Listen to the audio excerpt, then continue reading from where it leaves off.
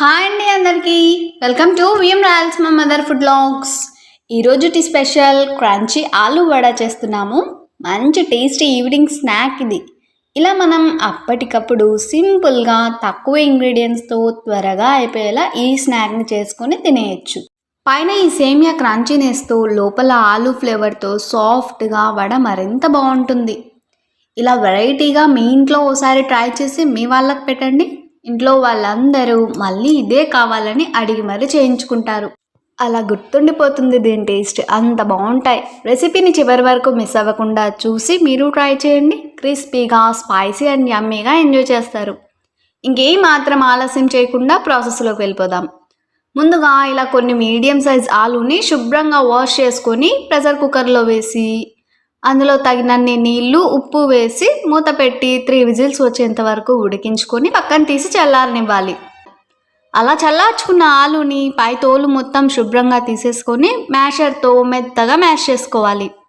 ఈ విధంగా చల్లారిన ఆలూస్ని ఒక్కొక్కటి వేస్తూ మ్యాష్ చేసేసుకొని దీంట్లోనే రుచికి సరిపడా salt, 1.5 tablespoon chaat masala, 1.5 tablespoon జీలకర్ర పొడి, 1.5 టేబుల్ స్పూన్ క్రష్ చేసుకున్న మిరియాలు, 1 టేబుల్ స్పూన్ చిల్లీ ఫ్లేక్స్, 2 పచ్చిమిర్చిని ఇలా సన్నగా తరిగేసుకొని, అలాగే 2 టేబుల్ స్పూన్ సన్నని అల్లం తురుము, సన్నని కొత్తిమీర తరుగు, 1/2 కప్పు కార్న్ఫ్లోర్ వేసి వీటన్నింటినీ కూడా బాగా ఆలులో కలిసే విధంగా మిక్స్ చేసేసుకోవాలి.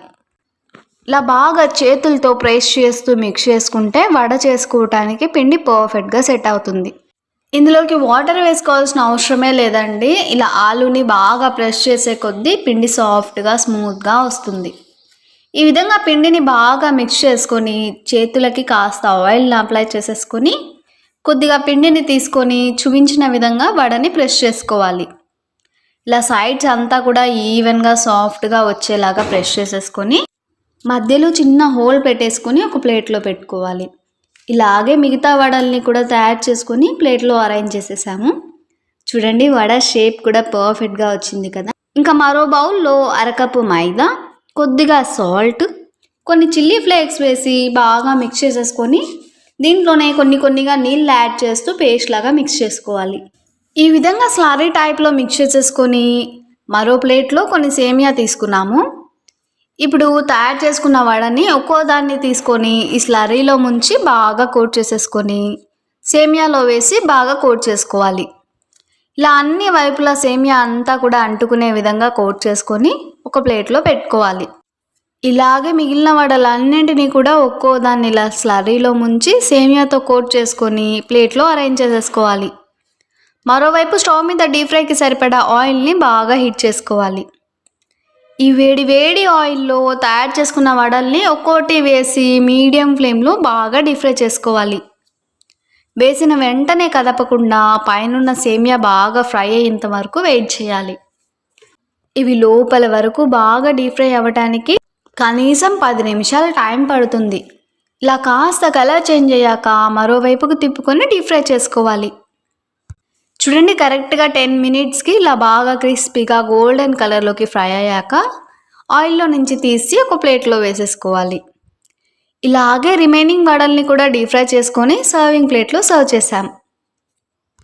చూడండి, షైనీగా చూడటానికి కలర్ఫుల్గా చాలా బాగున్నాయి కదా. టేస్ట్ కూడా చాలా బాగున్నాయండి. వీటిని వేడిగా ఉన్నప్పుడు టమాటో కెచప్ అలాగే మయోనీస్తో సర్వ్ చేశారంటే చాలా టేస్టీగా ఉంటుంది. ఈవినింగ్ టైంలో స్నాక్స్ లాగా కానీ లేదా నైట్ డిన్నర్లోకి కానీ చాలా ఈజీగా చేసుకొని ఎంజాయ్ చేయొచ్చు. పిల్లలైతే చాలా చక్కగా తిని పెట్టేస్తారండి. మీకు ఎప్పుడైనా సాయంకాలం పూట వెరైటీగా నోటికి రుచిగా ఉండేలా చేసుకోవాలనుకున్నప్పుడు ఇవి ట్రై చేయండి. ద బెస్ట్ రెసిపీ అవుతుంది. తిన్నవారందరూ కూడా సాటిస్ఫై అవుతారు. మీరు ట్రై చేశాక మీకు ఎలా కుదిరిందో కామెంట్ చేయండి. మరి crispy and crunchy aloo vada రెసిపీతో పాటు ఇవాల్టి మన పొడుపు కథ వచ్చేసి పల్లి దయ్యం పిల్ల పగడం. ఎవరది? రేగిపండు. వంటలు నచ్చిన వారందరూ కూడా లైక్ చేసి తెలిసిన వాళ్ళందరికీ షేర్ చేయండి. కొత్తగా చూసే వాళ్ళైతే మన ఛానల్ని సబ్స్క్రైబ్ చేసి పక్కనే ఉన్న బెల్ ఐకాన్ని క్లిక్ చేయండి. అప్పుడే మన టేస్టీ రెసిపీస్ అన్నీ కూడా మీకు నోటిఫికేషన్ రూపంలో వస్తాయి. అలాగే ఇన్స్టాగ్రామ్, ఫేస్బుక్ పేజ్ని కూడా విజిట్ చేసి లైక్ చేయండి.